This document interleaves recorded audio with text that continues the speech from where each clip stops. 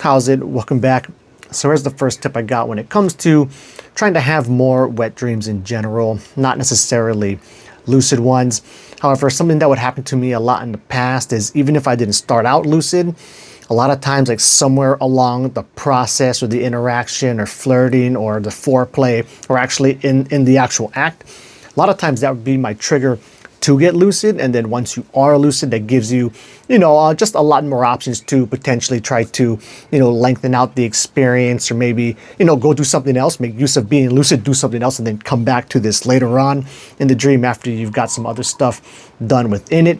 However, a lot of times too, it would just be a very short-lived lucid dream, and this is what would happen the vast majority of the time, because oftentimes engaging in some kind of sexual interaction within the lucid dream just kind of gets you too emotionally involved, too much sensations going on, and it causes you to wake up. So the real tip here, though, in just trying to have these erotic lucid dreams, not lucid, just erotic dreams happen more often, is to simply refrain from peaking, busting, I'll just say it, coming in your waking life, right? If you can kind of build up this natural desire by refraining from actually doing that in your waking life, it just drastically raises the chances of you having an experience like that within your dream.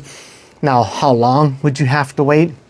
I mean, I don't know. I would say at bare minimum 3 days or something like that. What I used to find a lot too in the past is kind of like the longer I stretched it out, eventually I was guaranteed 100% to have a wet dream at some point. Like, typically it'd be like if I went like 2 weeks and I never released in that whole amount of time, pretty good damn chance that somewhere within that span of time, I would end up having a wet dream.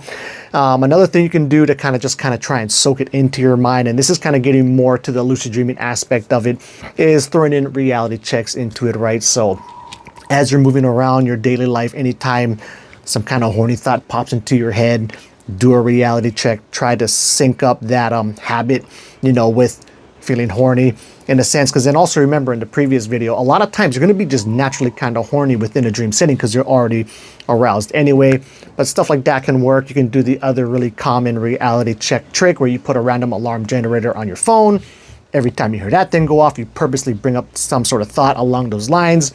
Do a reality check along there with it.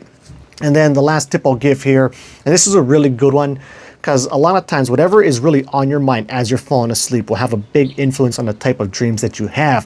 So if you're comfortable enough in the liminal stage 1 of sleep hypnagogic space, you can start introducing a lot of this desire and imagery into that area, right? And a good way that I like to control my hypnagogic imagery in a way is when you have that first random image or scene pop up, so you're past the early stage hypnagogy, you get into the point to where it's actually like a visual image. Hopefully you can get a bit deeper and have it be an actual moving scene.